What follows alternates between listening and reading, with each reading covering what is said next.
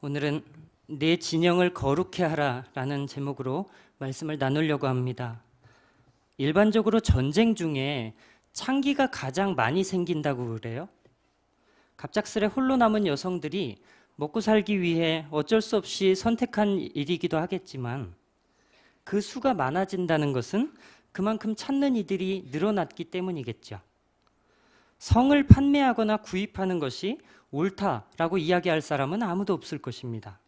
그런데 평소에 그래도 제법 잘 지켜져 오던 이런 성도덕들이 전쟁 중에는 너무나 쉽게 무너지더라는 거죠. 이건 비단 성적인 문제만은 아닙니다.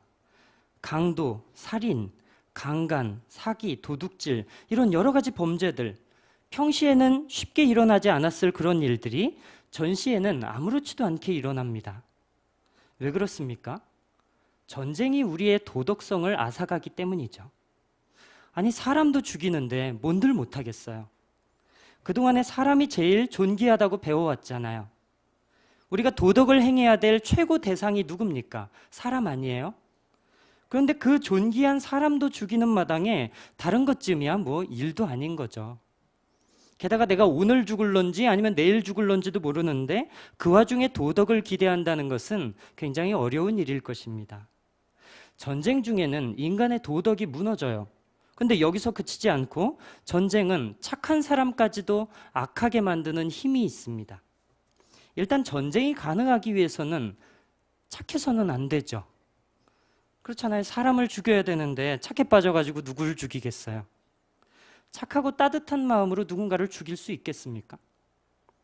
누군가를 찌르거나 뭔가를 죽이기 위해서는 먼저 사람이 좀 독해야 될 필요가 있죠. 그래서 사극에 보면 사람을 죽이는 망나니들은 항상 취해 있어요.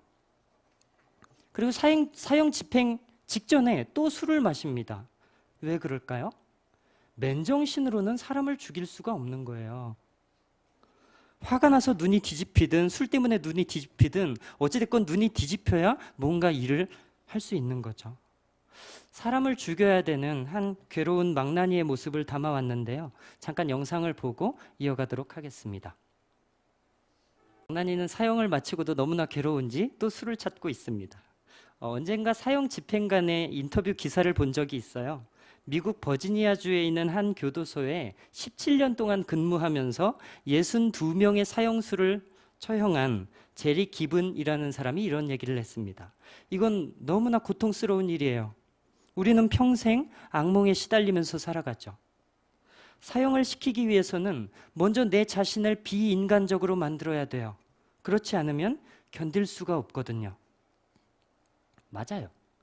누군가를 죽이기 위해서는 비인간적이 되어야만 하죠. 야만인이 돼야 됩니다. 그렇지 않으면 뭔가를 죽일 수가 없는데요. 여러분 혹시 동물을 죽여본 적이 있습니까? 뭐 키우던 개를 잡아먹었다거나? 손을 들지는 마세요. 저는 개는 아니고 키우던 닭을 죽여본 적이 있어요. 원래 저희 집이 동물을 잘 못 키워서 병아리를 사도 보통 며칠도 안 가서 다 죽는 편이었는데 그 병아리는 이상하게 죽을 생각을 안 하는 거예요. 물론 안 죽으면 좋죠. 근데 문제는 얘도 닭이라서 그런지 꼭 새벽 4시 반만 되면 그렇게 우는 거예요. 전 몰랐는데 닭이 진짜로 울더라고요, 새벽에. 그러니까 혹시 여기 새벽 예배를 드리고 싶지만 잘 못 일어나시는 분들 있잖아요. 방에다가 닭을 한번 키워보는 것도 좋을 것 같아요. 이게 새벽마다 기가 막히게 시간 맞춰서 잘 깨워줍니다. 근데 문제는 저희 집이 시골이 아닌데 오히려 도심에 가까운데 맨날 그렇게 우니까 옆집에서 시끄럽다고 민원을 자꾸 넣는 거예요. 그래서 그날 닭한테 잘 알아듣게 얘기를 했는데 얘가 고개를 끄덕끄덕 하더니 다음날 또 멍청하게 또 새벽 4시 반만 되면 소리를 지르는 거예요. 그래서 몇 번 집에 경찰들이 왔다 갔다 했거든요. 그랬더니 어느 날 어머니께서 결단을 하셨어요. 그러지 말고 오늘 삼계탕을 해먹자. 집에 있는 이 닭을 잡기로 하는 거예요. 근데 이 닭이라는 게 뭐 파리나 모기 죽이듯이 그렇게 쉽게 잡을 수 있는 게 아니잖아요.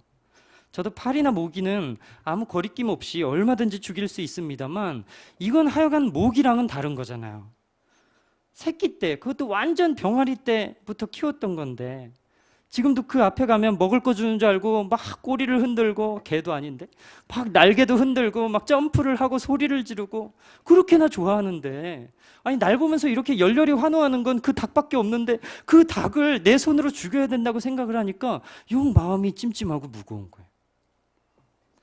엄마가 닭을 화장실로 이래 끌고 가는 것을 보면서, 아 그래, 그래도 엄마 혼자 하시기에는 좀 어려울 테니까 조금이라도 도와드려야 되겠다 이 생각을 하고 있는데, 엄마가 그냥 나오시더라고요. 그러더니 저한테 고무장갑이랑 칼을 주고 가시는 거예요. 엄마 이거 왜? 그냥 너가 해. 엄마도 비위가 약하잖아. 엄마 근데 이거 좀 그렇다. 혹시 안 아프게 죽일 수 있는 방법은 없나? 그랬더니 없대요. 뭐 어떻게 하겠어요. 어차피 죽이기로 한 거 죽여야겠죠. 그런데 와, 도무지 이 살아있는 걸 칼로 찌른다는 게 진짜 이게 못할 짓이더라고요. 못하겠어요. 그래서 그럼 차라리 보지를 말자. 안 보면 좀 나을 것 같은 거예요. 그래서 마침 옆에 비어있던 쌀포대에다가 닭을 집어넣습니다. 뭐 안 들어가려고 난리죠. 그래도 어떻게 꾸역꾸역 집어넣는데 들어가서 막 발버둥 치는 모습이 왜 또 그렇게 태동같이 느껴지는지 너무 슬프더라고요. 오늘 밤 닭을 죽여야 되는 저의 운명이. 어쨌든 눈을 질끈 감고 퍼덕이는 포대를 향해서 칼로 찔렀는데 세게 못 찌르겠어요. 아플까 봐.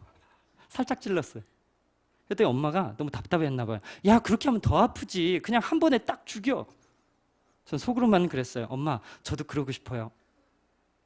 그렇게 쌀포대랑 몇 차례 실랑이를 하다가 겨우겨우 죽였는데, 이게 두 번은 못할 짓이더라고요. 칼이 닭을 찌를 때의 그 느낌이 아직도 손에 남아있는 것 같아요. 하다못해 말 못하는 짐승 하나를 죽여도 이렇게 마음이 안 좋은데, 여러분 사람을 죽여야 되는 전쟁터에서 오늘 본문 9절에 보니까 너희가 적군을 치러 나갈 때에 모든 악을 스스로 삼가래요. 이게 우리의 상식과 충돌되는 거죠. 여러분 사람을 죽이려면 전쟁을 앞에 두고서는 오히려 더 마음을 독하게 먹고 어떤 악이라도 불사해야 되는 거 아닌가요? 오로지 이기는 것만 생각해야죠. 선한 마음을 가지고서 무슨 남을 해할 수 있습니까? 제리 기분의 말처럼 누군가를 죽이기 위해서는 일부러라도 내 자신을 비인간적으로 만들어야 되는 것 아니냐고요. 그런데 그 전쟁통에서 오히려 악해지지 않게 조심하라니요. 오늘 본문을 보면 하나님께서 전쟁을 앞둔 이스라엘에게 명심해야 할 몇 가지를 이야기하십니다. 그런데 대부분의 사람들이 이것을 듣고도 그냥 흘러넘길 거예요. 왜요? 하나님이 세 가지 주의사항을 이야기하시는데 그 세 가지가 모두 전쟁과는 아무런 상관이 없어 보이기 때문이죠. 학생들이 매주마다 교회에 와서 느끼는 딜레마가 그거 아닌가요? 자기들은 피 튀기는 입시 전쟁 가운데 있는데 교회에서는 그 전쟁에서 이길 수 있는 방법은 얘기하지 않고 맨날 뭐 예배니 거룩이니 엉뚱한 것들만 잔뜩 이야기하는 거예요. 학원에 가니까 칼의 중요성에 대해서 이야기해 주고요. 과외를 받으니까 칼을 손질하는 법, 적을 교란시키는 방법에 대해서 이야기해 줍니다. 그런데 교회는 전쟁과는 아무런 상관도 없어 보이는 이상한 이야기들만 늘어놓는 거예요. 그런데 하나님은 그 이상해 보이는 전략에 순종하면 이기게 해주겠다고 말씀하세요. 오늘 들을 귀 있는 사람들에게 들려질 수 있으면 좋겠습니다. 하나님은 세 가지를 피하라고 말씀하세요. 첫 번째, 악해지지 마라. 악한 일들을 하지 마라. 그리고 두 번째, 10절과 11절에 보니까 몽설과 같은 작고 사소한 잘못, 아니 실수로 인한 것들까지도 반드시 정결케 함을 받으래요. 여러분 몽설, 이 몽정이라는 거 이건 고의가 아니잖아요. 무의식 가운데 벌어지는 일 아닙니까? 그러나 설령 무의식 중에 범한 실수라 하더라도 반드시 정결케 함을 받고 나서 진에 합류해야 된대요. 작은 죄라고 해서, 아니 실수로 인한 것이라고 해서 그냥 넘어갈 수는 없는 거예요. 반드시 정결케 함을 받고 나서야 진으로 들어올 것을 말씀하십니다. 진짜 까다롭지요? 왜 이렇게 해야 되는지도 잘 모르겠어요. 근데 13절을 보면 여기서 한술 더 뜹니다. 우리 화면을 보고 같이 한번 읽어보겠습니다. 시작. 네 기구에 작은 삽을 더하여 밖에 나가서 대변을 볼 때에 그것으로 땅을 팔 것이요 몸을 돌려 그 배설물을 덮을지니. 아멘.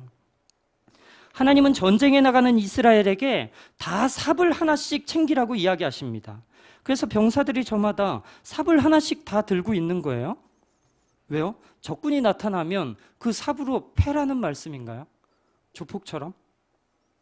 예전에 개봉했던 영화 강남 1970을 보니까 조폭들이 삽을 들고 싸우더라고요. 굉장히 거친 남자 이미지죠. 막 삽으로 막 사정없이. 근데 하나님의 의도는 그게 아니에요. 삽을 들고 있다가 적군이 나타날 때 그걸로 때리라는 얘기가 아니라 삽을 들고 있다가 똥이 마려우면 얼른 그것을 챙겨가지고 집 밖으로 나간 다음에 대변을 보고 삽으로 땅을 파서 그걸 덮으라는 거예요. 아니 대체 이걸 왜 합니까? 이게 뭔 일입니까? 발발이도 아니고 이런 일들을 왜 해야 되죠? 아니 전쟁 중에 똥까지 신경을 써야 되나요? 가뜩이나 신경 쓸 게 부지기로 많을 그 전쟁 중에? 전쟁은 그 자체로도 신경 쓸 게 얼마나 많겠어요. 그런데 왜 하나님은 이런 쓸데없어 보이는 일들을 주문하시냐는 거죠. 전쟁 중인데 악해지면 안 된다 그러고 몽설 뭐 이런 거 할 수도 있지. 그거 했다고 하루 종일 진 밖에 나갔다가 들어와야 된다 그러고. 아니 심지어는 대변을 보는 일마저 터치하십니다. 하나님은 왜 이런 비효율적인 일들을, 전쟁과는 무관해 보이는 일들을 요구하시느냐 말이에요. 14절에서 그 이유가 나오고 있습니다. 우리 14절을 같이 읽도록 하겠습니다. 시작. 이는 내 하나님 여호와께서 너를 구원하시고 적군을 내게 넘기시려고 내 진영 중에 행하심이라. 그러므로 내 진영을 거룩히 하라. 그리하면 내게서 불결한 것을 보시지 않으므로 너를 떠나지 아니하시리라. 아멘. 이건 불필요한 일도 아니고 비효율적인 일도 아니에요.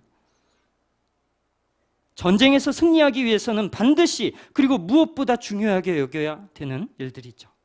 네가 하나님의 도우심을 얻고자 하느냐? 그러면 먼저 네 진영을 깨끗하게 하는 일부터 시작하라는 거예요. 이건 집에 중요한 손님을 모시는 것과 마찬가지죠. 만약에 우리 집이 청소가 하나도 안 돼 있는데 누가 갑자기 오신다고 그러면 어떡하죠? 오늘 꼭 가야 되겠다고. 그럼 어떻게 해요? 집에 없는 척 하잖아요.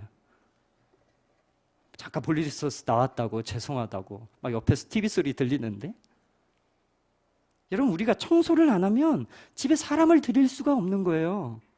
청소뿐만 아니라 사람도 마찬가지죠. 아직 안 씻었는데 머리 까치집이 져 있는데 누가 집에 오면 어떻게 해요?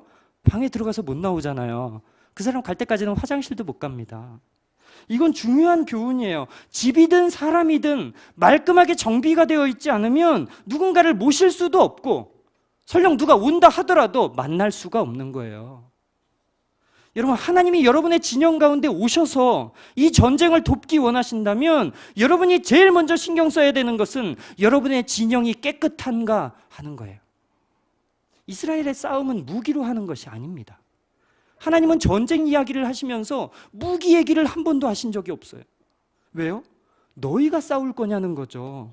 너희가 싸울 거면 마땅히 무기를 정비하고 그것들을 챙겨야 되겠지만 하나님은 그의 백성들의 전쟁을 자기의 싸움으로 인식하고 계시는 거예요. 사람의 힘으로 싸울 것 같으면 칼과 창을 준비해야 됩니다. 그러나 하나님의 힘으로 싸울 사람들은 하나님과의 관계를 준비해야 되는 것이죠.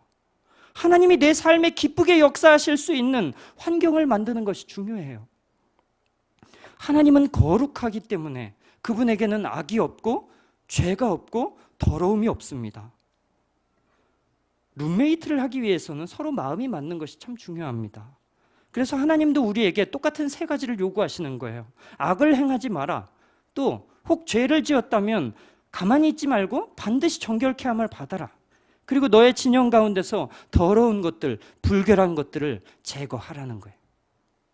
이것이 이스라엘이 전쟁에서 이길 수 있는 방법이죠. 이것은 세상의 전략과 너무나도 다르기 때문에 우리가 선뜻 취하기가 어려운 게 사실이에요. 세상은 싸움에서 이기기 위한 방법으로 다음에 세 가지 중 하나라도 있어야 된다고 가르칩니다. 적보다 힘이 세든지 머리가 좋든지 그도저도 아니라면 비겁한 수라도 쓸 수 있을 줄 알아야 돼요.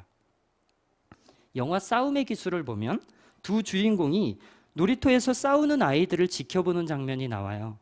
놀이터에서 초등학생 2명이 싸우고 있어요. 한 명은 체격이 좋고 다른 한 명은 왜소합니다. 그럼 누가 이기겠어요? 당연히 조그만 애가 바닥에 깔려가지고 맞고 있는 거예요. 그런데 밑에서 맡고 있던 그 작은 애가 바닥에 있는 흙을 집어가지고 그 큰 애의 눈에다가 뿌렸어요. 그럼 그 다음부터 누가 이기겠습니까? 상대가 안 되는 거죠. 앞이 안 보이는데요. 그 싸움을 보고 있던 주인공이 옆에 있는 사부에게 물어봐요. 이건 너무 비겁한 거 아니냐고. 근데 사부는 오히려 주인공을 핀잔하면서 이렇게 얘기합니다. 싸움에 비겁한 게 어딨어? 싸움에는 룰이 없는 거야. 그렇게 안 하면 저 작은 애가 어떻게 이기겠어? 맞아요. 우리 인생에서 만나는 대부분의 싸움에서 실제로 약간만 비겁해지면 손쉽게 이길 수 있는 일들이 많이 있죠. 똑같이 1시간을 공부했어도 조금만 비겁하게 커닝 페이퍼를 마련한다면 남보다 시험을 더 잘 볼 수 있어요. 돈을 버는 것도 조금만 비겁해지면 보다 쉬울 수 있어요. 승진도 마찬가지겠고요. 세상은 싸움에서 이기고 싶거든 힘을 기르거나 아니면 지식을 키우거나 비겁해지라고 조언하는 거예요. 근데 하나님은 네가 전쟁에서 이기고 싶거든 거룩해야 한다고 말씀하세요. 왜요? 이스라엘은 거룩할 때 이기는 거예요. 저와 여러분은 힘과 지혜로 싸우는 사람이 아니잖아요. 내가 어디 나왔는지 알아? 나 이대 나온 여자야? 아니에요. 거룩함으로 승부를 보는 거예요, 크리스찬은. 여러분, 가나안 백성들을 보십시오.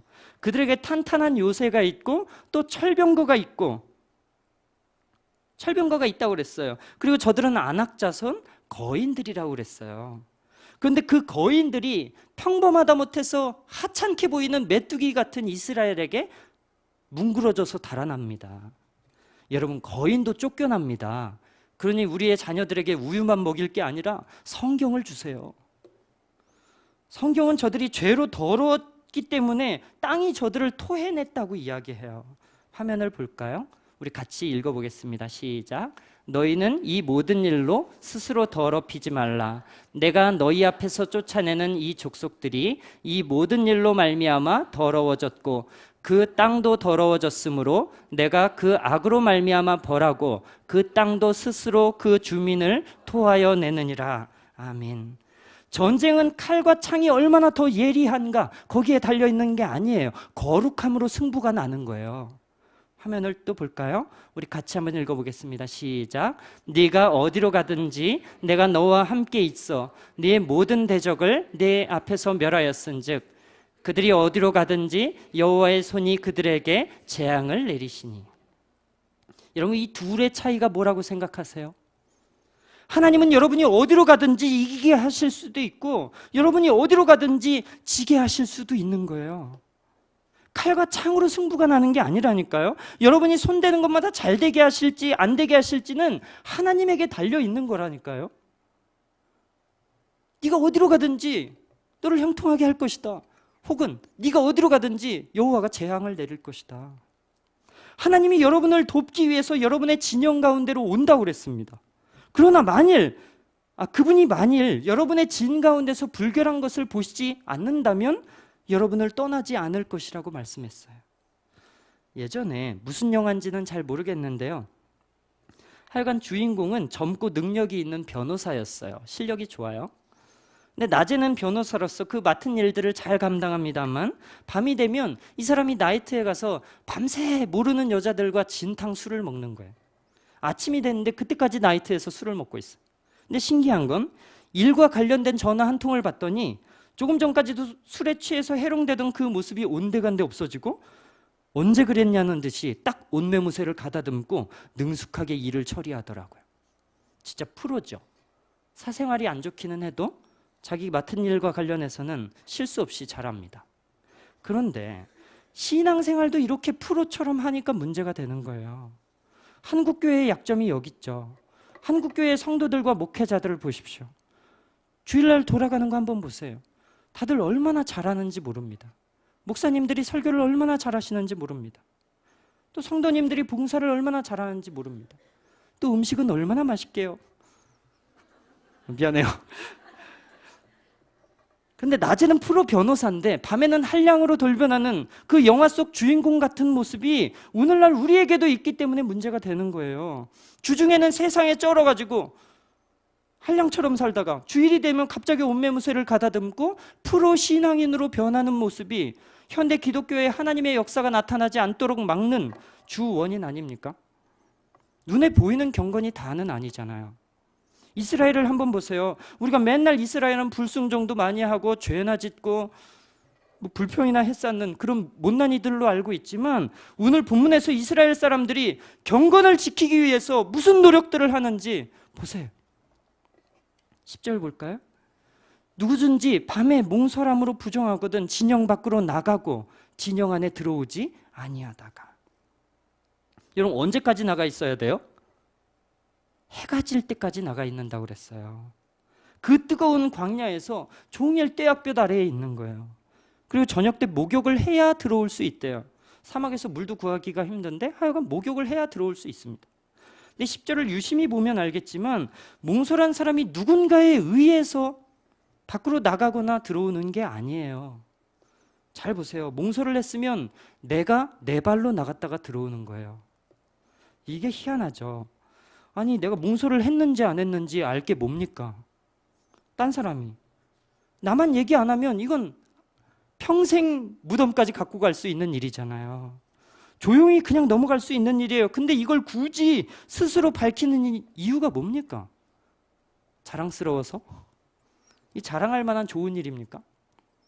막 페이스북에 나 오늘 몽설한 날 막 이런 거 올릴 만큼 이게 자랑할 만한 좋은 일이냐고요.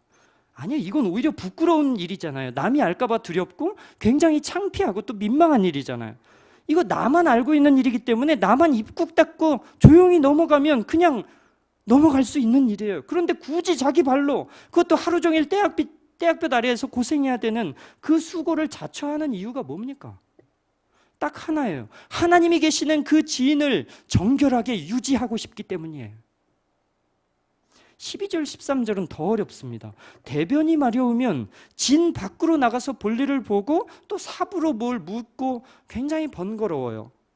한 15년 20년 전만 해도 화장실이 집 밖에 있는 집들이 많았잖아요. 저희도 그런 집에서 살았는데요. 화장실이 마당에 있으니까 이게 얼마나 불편한지 모릅니다. 특히 겨울에, 그리고 막 비 오거나 눈 오거나 이럴 때, 또 자려고 이미 누웠는데 오줌 마려울 때, 그때 진짜 짜증나죠. 화장실이 집안에 생긴 게 얼마나 놀라운 편의인지 모르겠어요. 근데 이스라엘 사람들은 화장실을 마당으로 가는 것도 아니고 아예 진영 바깥으로 나갔다니까요. 얼마나 불편했겠어요. 게다가 요실금이라도 있어봐요. 그럼 하루 종일 밖에서 살아야 되는 거 아니야? 이스라엘 사람들이 왜 이런 불편을 자처합니까? 왜 사서 고생하죠? 몽설한 거 그냥 조용히 넘어가면 큰일 납니까? 큰일 나는 거 아니잖아요. 대변을 진 밖에서 보는 게 원칙이라 하더라도 그냥 진 안에서 본들 뭐 큰일 나겠습니까? 그렇지 않잖아요. 그런데 왜 이런 불편한 일들을 사서 하느냐고요. 여러분, 거룩이라는 거요, 스스로 불편한 삶을 자처하지 않으면 만들어낼 수 없는 거예요. 거룩함을 위해서는 스스로에게 올무를 씌우는 일이 필요하죠. 물론 이것은 피곤한 일입니다. 불편하고 누가 박수 주는 것도 아니고요. 하지만 스스로에게 이런 규제를 만들어서 씌우지 않는 한 우리는 조금 더 남아있는 거룩을 유지할 수 없는 거예요. 거룩이 그냥 만들어지지 않는다니까요. 이 쉽게 얻을 수 있는 게 아니에요. 그래서 바울이 그러잖아요. 나를 쳐서 복종시켰다고. 이 그냥 복종되면 좋은데 그냥은 안 되는 거예요. 저도 한 가지 좀 부끄러운 고백을 하자면, 저는 굉장히 음란하고 속이 더러운 사람입니다. 보기에는 너무 신령해서 밥 대신 말씀을 먹을 것 같이 생겼지만 보기와는 다르게 속이 썩어 있어요. 그렇게 오래되지 않은 근래에 한번 이런 일이 있었어요. 왜 TV 프로그램 가운데 SNL이라고 있어요. 신동엽 씨가 나오는. 근데 이게 조금 야한 방송이거든요. 물론 보는 사람에 따라서 전혀 안 야할 수도 있습니다만 하여간 제가 볼 때 야한 방송입니다. 근데 어느 날 아내랑 같이 TV를 보다가 이 SNL이 하길래 둘이서 같이 보고 있었거든요. 근데 TV에서 어떤 여자 가수의 엉덩이를 계속 클로즈업해서 보여주는 거예요. 아무 생각 없이 화면을 보고 있었는데 옆에서 아내가 갑자기 도끼 눈을 뜨더니 왜 이렇게 좋아해? 물어보는 거예요. 나 아무 생각이 없었는데, 저는 아무 생각이 없었는데. 그래서 내가 뭘? 그랬더니 입이 웃고 있는데 그래요. 저도 모르게 입이 관리가 잘 안 됐었나 봐요. 아무튼 뭐 변명해봤자 믿을 것 같지도 않고 해서 그래 내가 결백하다는 걸 보여주자. 그래서 신앙서적을 하나 꺼내 들었어요. 아내에게 보라는 듯이 옆에서 열심히 읽었습니다. 근데 분명히 글씨들을 읽고 있긴 한데 무슨 말인지 하나도 모르겠는 거예요. 그때 무슨 책을 봤는지 책 이름도 기억이 안 나요. 눈만 책에가 있고 마음은 딴 데가 있었던 거죠. 사실은 초조했어요. 이 장면이 곧 끝날 것 같은데 왜 하필 지금 말을 시켜가지고 어떡하지? 물 마시는 척하면서 잠깐 볼까? 막 별 생각을 다 했어요. 눈은 책을 보고 있는데 이 귀는 TV에서 나오는 작은 소리 하나까지도 놓치지 않으려고 초집중을 하고 있더라고요. 그때 생각했어요. 야, 진짜 나라는 사람은 답이 없다. 아니, 목회자가 돼가지고 도대체 왜 그러는 거예요? 아직 목사님이 아니고 강도사라서 그런가? 겉으로 아닌 척하면 뭐 할 거예요? 속이 음란한데. 제 안에는 정말 어떻게 제어할 수 없는 끔찍한 욕구들이 너무 많이 있더라고요. 그런데 이게 어찌 저만의 문제겠습니까? 이 자리에 모인 대부분의 남자들이 고민하는 문제 아닙니까? 많은 남성들이 자꾸 눈으로 범죄해요. 저도 그렇고요. 이걸 어떻게 해결해야 될까요? 방법은 있습니까?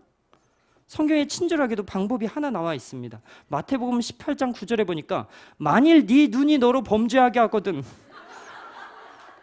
그 다음에 어떻게 나와요? 빼버려라. 완전 사이다 처방이죠. 진짜 쿨해요. 야, 빼버려. 야, 만약에 네 눈이 너로 범죄하게 하면 말이야, 까짓 거 빼버려. 왜 이렇게 쉽게 얘기하죠? 자기 눈 아니라고.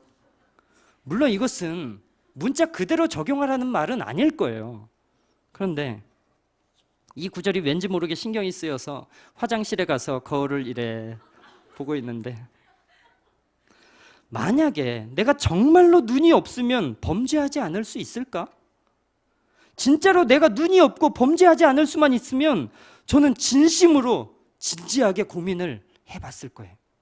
근데 한참을 고민하다가 얻은 결론은 역시 자신이 없다. 자신이 없어요. 눈을 뽑는 것도 뭐 말도 안 되고요. 눈썹 하나만 빠져도 죽을 것 같은데 무슨 눈을 뽑아요. 그런데 설령 눈을 뽑았다 하더라도 죄를 안 지을 자신이 더 없더라고요. 도박에 중독된 사람들은 다시는 못하게 하기 위해서 두 손을 잘라내도 발가락 가지고 화투를 친다면서요. 그것처럼 설령 눈이 없다고 해서 내가 죄를 안 지을 것 같지가 않은 거예요. 그래서 얼마 전부터 한 5, 6년쯤 된 것 같은데요. 한 가지 저만의 원칙을 세운 게 있습니다. 그동안 잘 지켜지기도 하고 잘 안 지켜지기도 하지만 그래도 어떻게든 지켜보려고 노력하는 부분 가운데 하나입니다. 나로 범죄하게 만드는 이 눈을 내가 뺄 수는 없지만 그 눈이 나쁜 것을 보지 않도록 이 눈을 지켜주기로 결심을 한 거예요. 그래서 다짐을 한 게 뭐냐면, 왜 길을 걸을 때 앞쪽에서 여자가 걸어오면 특히 여름 같은 때는 복장들이 다들 짧잖아요. 노출되는 부분도 많고. 그래서 스스로 다짐을 한 게, 치마를 입었다거나 뭐 하여간 노출이 있는 복장을 입은 여성이라면 아예 쳐다보지를 말자. 그래서 가까이 오면 아예 반대쪽을 보고 걷기 시작했어요. 특히 봐서 예쁜 여자 같으면 더 안 쳐다보려고 노력을 하죠. 물론 못생긴 여자는 더 안 쳐다봅니다. 어쨌든 이게 별건 아니지만 그래도 이거 하나 지켜보려고 애를 많이 썼어요. 그리고 특히 계단이요. 여성들 특히 짧은 바지를 입거나 치마를 입으면 계단 밑에서 보일 수 있잖아요. 그래서 계단을 오를 때 또 한 가지 작정한 게 있어요. 나는 무조건 내 신발을 보고 걷자. 괜히 계단이라서 어쩔 수 없었어, 이렇게 핑계대고 싶지가 않은 거예요. 괜히 음욕으로 쳐다봐 놓고 계단이니까 어쩔 수 없었잖아, 이런 얘기 하고 싶지가 않아서 그냥 내 신발을 보고 걷기 시작했어요. 지금도 사람이 없으면 위를 보고 걷지만 앞에 사람이 있으면 계단 제 신을 보고 걷습니다. 누가 이런 거 저한테 시킨 사람은 아무도 없어요. 이거 안 한다고 큰일 나는 것도 아니고요. 사람이 마주 올 때마다 일부러 시선을 피하는 게 이거 얼마나 바보 같은 일인지 아세요? 만약에 사람이 양쪽에서 오면 어떻게 할 거예요? 이거 안 그래도 되잖아요. 내가 치마 입은 사람 피해서 딴 데 봐야 될 의무는 없잖아요. 봐도 되는 거 아닌가요? 보라고 입은 거 아니에요? 그런데 이렇게 해서라도 좀 하나라도 죄를 줄여보고 싶은 거예요. 이거 잘 지킨다고 해도 다른 부분에서 죄 많이 짓겠죠. 그러나 가뜩이나 죄도 많이 짓고 사는데 이거 한 부분에서만큼이라도 좀 죄를 줄여보고 싶었다고요. 이렇게라도 안 하면 또 이 부분에서조차 죄를 지을 거잖아요. 이게 아니어도 하루에도 수백 가지 이상 죄를 짓고 사는데 할 수 있는 건 뭐라도 좀 해봐야죠. 욥기 31장 1절을 보면 중요한 내용이 나와 있습니다. 우리 같이 읽겠습니다. 시작. 내가 내 눈과 언약을 세웠나니 어찌 처녀에게 주목하랴. 욥이 스스로에게 약속을 했어요. 내가 내 눈과 언약을 세웠나니 어찌 처녀에게 주목하랴. 아가씨들을 쳐다보지 않기로 다짐한 거예요. 왜 이런 불편한 일들을 사서 합니까? 이렇게라도 하지 않으면 그나마 쬐끔 남아있는 그 경건조차 지켜낼 도리가 없는 거예요. 이건 율법주의적인 사고가 아닙니다. 예수님이 우리를 자유하게 하신댔는데 왜 우리가 스스로 올무를 만들어서 지나요? 이건 너무 구약적이고 율법적인 사고인가요? 아니에요. 여러분 어릴 적에 연을 날려본 경험이 있으시죠? 그 연에 연줄이 붙어 있어요. 얼른 생각할 때 이 연줄만 없으면 더 높은 곳을 자유롭게 날 수 있을 것 같아요. 근데 연줄이 연을 올가매고 있기 때문에 더 높이 날지 못하고 묶여 있는 것 같기도 해요. 그런데 만약에 연에 묶여 있는 연줄을 끊어버리면 어떻게 될까요? 연이 속박에서 벗어나서 하늘을 훨훨 자유롭게 날아갈까요? 일순간 더 높이 올라갈 수는 있어도 1분도 못 가서 땅에 곤두박질 쳐요. 지금 이만큼이나마 경건이 남아있는 것은 거룩함을 위해서 불편함을 자처하는 몸과의 언약들, 하나님 앞에서의 다짐들이 있기 때문인 거예요. 욥은 자기의 눈이 죄를 짓는 데 사용되는 불의의 병기로 쓰임받지 않기 위해서 눈과 다짐을 했어요. 로마서 6장 13절에 보니까 우리의 몸이 불의의 무기로 쓰임받게 되거나 의의 무기로 쓰임받게 되거나 둘 중에 하나에게 드려진다라고 그럽니다. 둘 중에 하나에게 드려진대요. 구약에서 하나님께 바쳐지는 제물이나 사람을 구별되었다고 해서 카데시라고 부릅니다. 카데시는 구별, 성별, 거룩 이런 뜻을 갖고 있는 히브리어예요. 일생을 하나님께 바치기로 서원했거나 하나님께 드리기 위해서 따로 빼놓은 제물을 카데시라고 부르는 거예요. 그런데 놀랍게도 성경에서 남색하는 자 혹은 미동이라고 번역된 단어들도 카데시입니다. 미동이 누구예요? 바알 신전에서 찾아온 신도들에게 몸을 팔던 남성 창기들이었어요. 바알 숭배자들도 성창이라고 그래가지고 거룩한 매음을 할 자기들의 사제를 가리켜서 카데시, 구별된 자들이다 라고 불렀단 말이에요. 이 사람들은 다른 일을 아무것도 안 해요. 사람들이 오면 온 사람들과 성관계를 맺기 위해서 그 침상방에서 대기하고 있는 것이죠. 이게 주 업무예요. 혹시 부러운 사람 있나요? 똑같은 이스라엘 사람인데 그 중에 누군가는 하나님께 드려지는 카데시가 되고 누군가는 바알에게 드려지는 카데시가 돼요. 원칙상 카데시는 이미 전부를 드린 것이기 때문에 다시 찾아올 수 없게 되어 있습니다. 하나님께 서원했으면 무르지 못하는 것이 원칙이죠. 앞으로 남은 인생까지 다 바친 것을 가리켜서 카데시라고 하는 거예요. 똑같이 이스라엘 사람으로 태어났는데 누구는 하나님께 남은 인생을 다 드리고 누구는 쾌락을 위해 남은 인생을 다 드려요. 쾌락의 인생을 다 소모해버리는 거예요. 여러분의 몸은 지금 어디에 쓰고 있습니까? 불의의 무기로 죄 짓는 데 쓰고 있습니까? 아니면 하나님께 더 많은 것을 드리고 싶어서 죄가 내 몸을 사용하지 못하도록 아끼고 있습니까? 말씀을 맺고 기도하는 시간을 가지려고 해요. 여러분 가운데 혹시 나는 예배도 잘 드리고 기도도 많이 하고 헌신도 많이 하는데 왜 내 삶 속에서 하나님의 역사가 나타나지 않나 고민하는 분 계십니까? 저는 그랬어요. 제 삶에 역사하시지 않는 하나님을 참 원망을 많이 했습니다. 왜 하는 것마다 안 될까? 왜 하는 것마다 막힐까? 하나님은 왜 내 기도에 응답하지 않고 내 삶에 역사하시지 않을까? 고민이 많았는데 오늘 본문에서 답을 찾을 수 있었습니다. 저는 거룩하지 않았어요. 하나님의 응답받기를 소망했지만 나도 하나님께 축복받고 싶다고 욕심만 부렸지 그것을 가능하게 하는 거룩이 빠져 있었단 말이에요. 하나님이 안 도와주시려는 게 아니에요. 하나님이 여러분을 모른 척하는 게 아닙니다. 여러분의 기도를 아직 못 들은 것도 아닙니다. 하나님이 그 기도에 응답하고 여러분을 문제에서 구원하시고자 여러분의 진영으로 찾아오신다고 그랬어요. 그러나 우리가 거룩하지 못해서 번번이 그 기회를 놓쳐버린 것 아닙니까? 우리 이 시간에 찬양 한 곡 하고 먼저 기도를 좀 올리면 좋겠습니다.